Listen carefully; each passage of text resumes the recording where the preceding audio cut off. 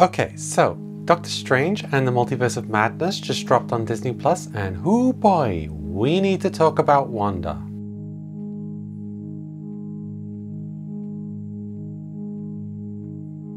Hello my guys, gals and non-binary pals, and welcome to another video by Them Fatales. My name's Raven, my pronouns are she, they, and in this video we're going to talk about what they did to my girl Wanda in Doctor Strange, the Multiverse of Madness. Basically because I watched it the other day and I have things to say and this is my platform, and so you're going to be forced to listen to me. Spoiler warnings of course for Doctor Strange Multiverse of Madness, Wandavision and the MCU in general. But before we get started, let me thank our patrons that make it possible for us to dedicate time and research to make these videos, and as those of you who can afford it, to consider joining in, as many of the topics we discuss are not exactly YouTube algorithm friendly, and for the moment our channel is not even monetized, so Patreon and PayPal donations are all we can count on to continue and produce the content here. If you can support our work, head on to Patreon and join the revolution. So, I feel like this movie has been one of the most anticipated additions to Marvel's Phase 4 series of movies. Either this or Spider-Man No Way Home, which interestingly both feature Benedict Cumberbatch's Doctor Strange. It really feels like they've decided Doctor Strange is going to be the new Iron Man, which is an interesting choice when the first Doctor Strange doesn't really seem to be up there on the list of people's favourite characters or movies in the MCU. I guess they're hoping that Benedict Cumberbatch could bring in the Sherlock fans, even though the popularity of Sherlock seems to have really died off.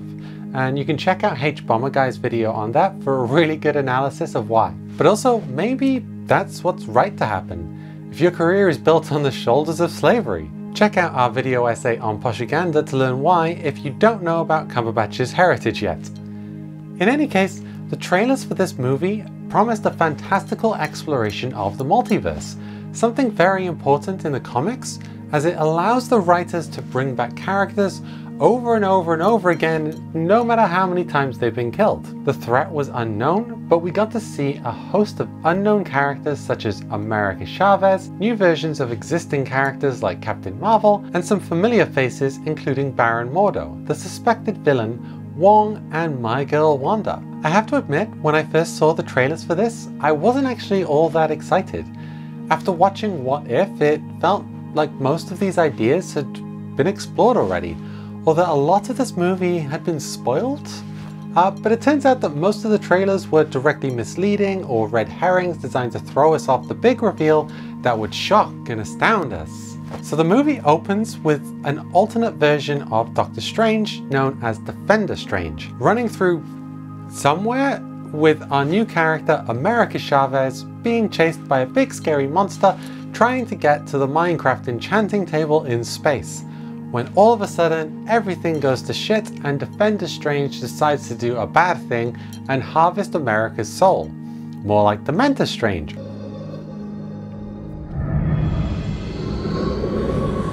America is reasonably upset by this and punches a hole in reality, who hasn't, and runs away to find a new, strange world.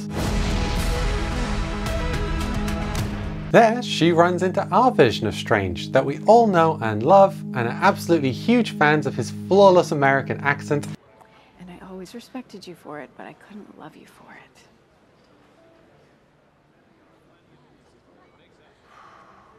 How long you had that one in the barrel? And emotional range of acting. I'm happy. Strange is at a wedding that no one cares about when it is thankfully interrupted by a big squiggly eye monster that hates public transport. Strange defeats the monster and talks to a teenage girl for some reason, until it is revealed that America is from another universe, has the superpower to jump between realities, and is being hunted by an unknown foe to steal her powers.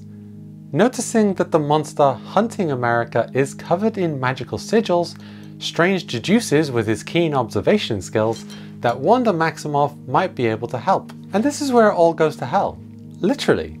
Because it's revealed that Wanda, now fully realizing her comic book title of Scarlet Witch, is the secret mastermind behind all this madness in the multiverse, because she wants to get her kids back. And she's not an interesting and complicated villain with somewhat understandable motives or a history of conflict and rivalry with the protagonist. She's just a plain old one-dimensional monster. Sorry, mother, bent on killing everyone in her way to reach her goal. Now, we last saw Wanda in her Disney Plus TV show WandaVision, following on from the events of Avengers Infinity War and Endgame, having lost Vision to the fight with Thanos. God, it's hard to keep track of all these characters. Anyway, we find Wanda and Vision living happily in an idyllic 50s sitcom somehow, as a married couple while kooky hijinks ensue. As each episode progresses, we move through pastiche after pastiche of the top TV shows of each decade. Wanda and Vision magically have children that grow up way too fast, as kids do, and we are slowly drip-fed clues as to what's really going on in the town of Westview. Despite its utopian presentation, a stark contrast to the harsh realities of the MCU at this point, each episode features one or two moments that reveal that not all is well in the Wanda world. The reality she constructed isn't quite panning out the way she intended, and is usually followed by a paradigm shift that moves us into the new filter of reality or progresses the subplot between her and Vision. Now, rewatching WandaVision for this video, I have to say it really doesn't hold up as well the second time around. I remember it being much more interesting the first time, but I think a lot of that has to do with the fact that once you take away the mystery of how any of this is actually happening, the nostalgia trip of running through the best sitcoms of the decade becomes just that. It's a nostalgia trip. I remember being much more moved by the moments of darkness and sinisteriness that seeped into each episode, and I think I was hoping for something that the show was never going to give us. You see, there's something to be said about the way we interact with the past, especially times before we were born. Sure, we have history lessons to learn about great battles and kings in ancient Rome and Vietnam, but what about how people's lives were actually like? Well, for that we turn to culture. We read novels and we watch old movies and period dramas. When we think of the 18th or the 19th century, we think of Pride and Prejudice or Bridgerton. When we think of the 20s, we think of The Great Gatsby or Downton Abbey or Peaky Blinders. Weirdly, when I think of the 50s, I think of the Jetsons, but that might be playing too much Fallout. The New Vegas pipeline is real, guys. And this is kind of what the show is all about, right? Wanda tries to build an ideal reality to live in, so she builds one based on a 50s sitcom she watched with her parents as a kid. Except in my opinion, there's something particularly sinister about 1950s America that I feel like the show is alluding to, but being a Disney franchise never quite goes into enough detail. You see, this idea of the nuclear family, the white picket fence, the American dream of suburbia, it was a constructed reality that people really lived in. You see, after World War II, and with the rise of the Soviet Union and communism, America really had to sell capitalism as the true American way of life. Thanks to a shift in marketing style designed by a man named Edward Bernays, products were no longer marketed based on their reliability or practicality, but as a lifestyle. This is something that's all too familiar to us now, but back then this was really cutting edge stuff in the world of population control. And there was a perfect tool to do the job, to transmit this new American reality right into every person's home. The television. In their essay, The Culture Industry, Adorno and Horkheimer note that culture has infected everything with sameness. Not only that, but rather than try to challenge our concepts of reality, as experimental cinema in the 20s and 30s tried to do, culture sought to replicate reality so closely that the moviegoer could not tell the difference between the movie he had just seen and the street outside the cinema. Essentially, media presented a false reality that was so close to our own that we accepted it as real. But behind the scenes, people were making subtle changes that we took out of the cinema and into the rest of the world.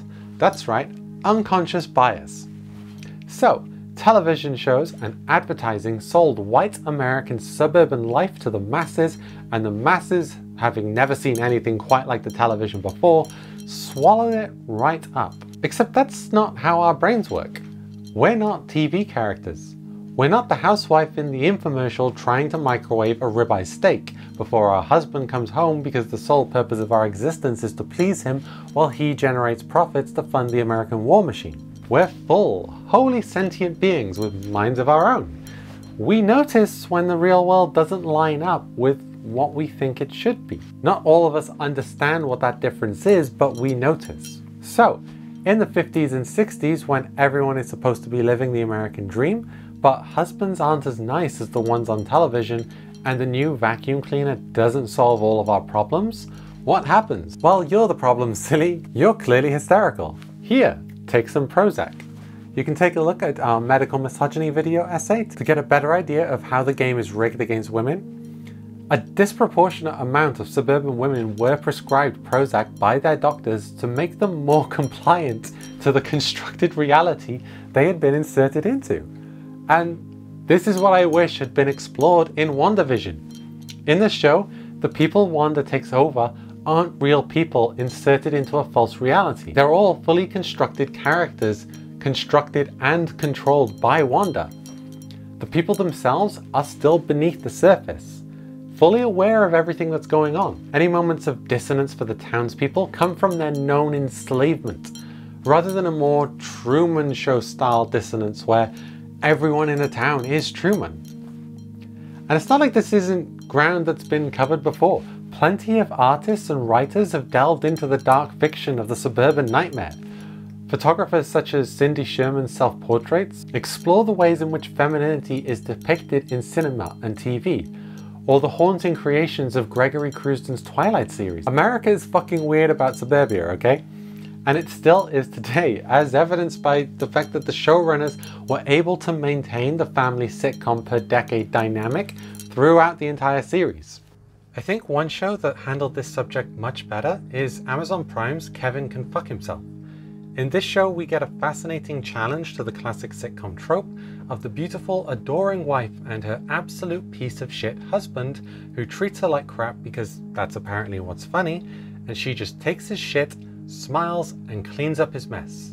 In this, the dreamy, clean sitcom aesthetic only exists as long as the husband is around. When the cameras are off, so to speak, we get a real look at what it would really be like to be married to such a thing. The house is dark and grungy and much closer in appearance to a family of this economic bracket, and the wife is incredibly depressed. She hates her husband, and she just wants to escape, but she can't because every time she confronts him, the cameras come back on, and she's forced to do what the writers dictate against the character's will. It's very sinister, and I very much recommend it. Anyway, Marxist theory aside, the big revelation of the show is that Wanda created this world out of grief from her lost future with Vision, and this is where, at least in my opinion, the show had done something interesting with the character. Because we don't often get to see the script flipped like this. Ordinarily, in a comic book or action film, a female love interest or someone of importance to the protagonist is killed to help them realize the importance of their role in the world, or to discover their true power. In this instance, we have a male. Is Vision male? Has anyone asked him his pronouns? I know genitals don't mean anything, but I don't think he was pulling a Dr. Manhattan in Age of Ultron. Anyway, we have a male love interest who is killed, and while yes, it helped her to discover the true extent of her power, it's what she does that's different.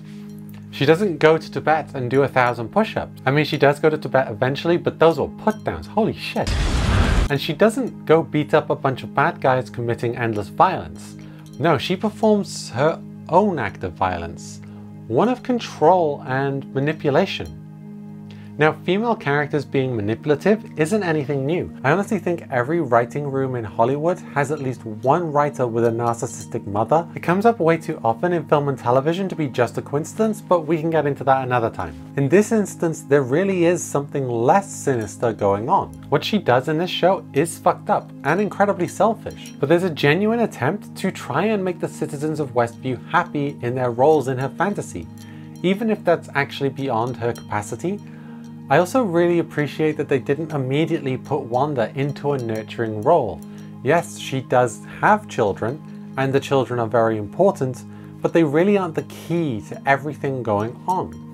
They were constructed as a way to anchor her to her delusion, because to undo what she did, she would have to choose the right thing and kill her children. And she fucking does it too. I mean, that's the most fascinating thing about her character arc in all this. She didn't find a way to save them. She kills the love of her life and her children to set the people of Westview free. And we actually have a parallel of this to look at with Doctor Strange in What If. We see an alternate version of Strange who takes Christine with him in his car before his accident, killing her and damaging his hands. In this version, Strange goes to Tibet, does 1,000 push-ups, steals the time stone and tries to save her. When he fails, he seeks more and more power, becoming increasingly obsessed and deranged until he literally destroys his entire universe. That's the difference here between the characters. Wanda is capable of accepting that what she is doing is futile and dangerous and gives up her dreams and finally accepts and lives with her grief. And what do we find in Doctor Strange? Wanda is now the full embodiment of the Scarlet Witch and the greatest threat to not only the MCU but the multiverse itself.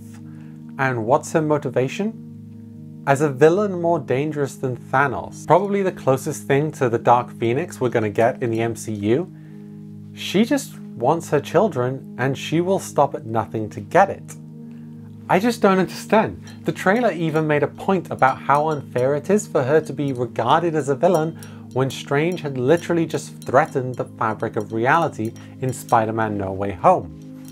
Was that just the marketing team making a point? Did they understand the travesty that had occurred to this character? No wonder it doesn't seem fair to me. Wanda barely even does anything in this movie. After her assault at Comatage, she mostly just sits floating in her dreamwalking spell, and then of course other Wanda who actually has her kids gets possessed, but this only serves to further monsterify Wanda, and she becomes a more boring version of zombie Wanda from What If. This movie is also just kind of boring in itself. The first Doctor Strange at least attempted to be a little mind-bending with the exploration of other dimensions and playing with time. Apart from the scene where Strange and America Chavez fall through the different universes, which we've seen in What If, I can't really remember any particular action scenes standing out. And this has been a common theme lately. We had the exact same issue in Black Widow, and I think the issue is that because Disney are putting out so many movies all the time, they outline a movie and set the CGI team to work to start developing the action scenes and get them rendering before the script is fully written, and then the writers have to work around it. And with a film as CGI heavy as this one, you can see how that would run into problems writing the script. There's just no space for character development. And there are so many characters in these movies. How could you even try? Like, as a writer, where would you put the character development? Not only is Wanda stripped of all her personality, but America Chavez may as well not be in this movie and instead be replaced by a portal gun. The Illuminati of Time, being composed of some of the most powerful superheroes we've seen, are curb stomped by Wanda almost immediately. And I'm sorry, but I will not forgive the dirty done to my girl Captain Carter. She was by far my favourite from the What If series, and to have her finally get her live action debut and then tragically be ripped away by the creature from Grudge, and then out of everyone who Wanda goes up against, the one who gets the indestructible plot armor is Wong? No disrespect to Wong, but just have him not be there. He's barely useful in this movie except as a distraction to kill time while Strange flirts with Goth Strange. I mean, the sexual tension between those two. I get it, goths are hot, but is this really what we want to be using our character development time for? Anyway, America Chavez finds out that the real power was the friends we made along the way, holds up a mirror so Wanda could see what she'd become, and makes her kill herself. That's it. That's the end. I'm out. I'm done with the MCU. I'm not watching anymore, okay? Okay, well, I'm definitely gonna go see Lady Thor in Love and Thunder, and then Kang is in Ant-Man, and there's Loki season 2 coming out. But after that, I'm done. I've had it. This was a huge step backward for Wanda's character and for how women's psychological issues are portrayed on screen. According to Sam Raimi, who is in his early 60s and 2 to 3 years younger than my parents, we ladies go crazy if we can't have kids. Also, we either need to get married, like Christine Palmer, or get a man to guide us, like America Chavez.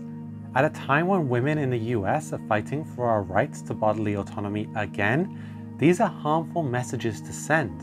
But I'm not surprised, because the representation of women in Sam Raimi's Spider-Man films was always limited too. If a male hero is around, we're love interests, elderly aunts, or cunning villainesses. Or teenage girls who need help, apparently. Thank you so very much for watching. I hope this video was useful to you. If it was, then please don't forget to like and subscribe. If you like what we do, then please consider supporting us on Patreon, as we aren't monetized yet, so every little helps. And I will see you in the next one. Links to socials and everything and stuff down below in the downstairs place.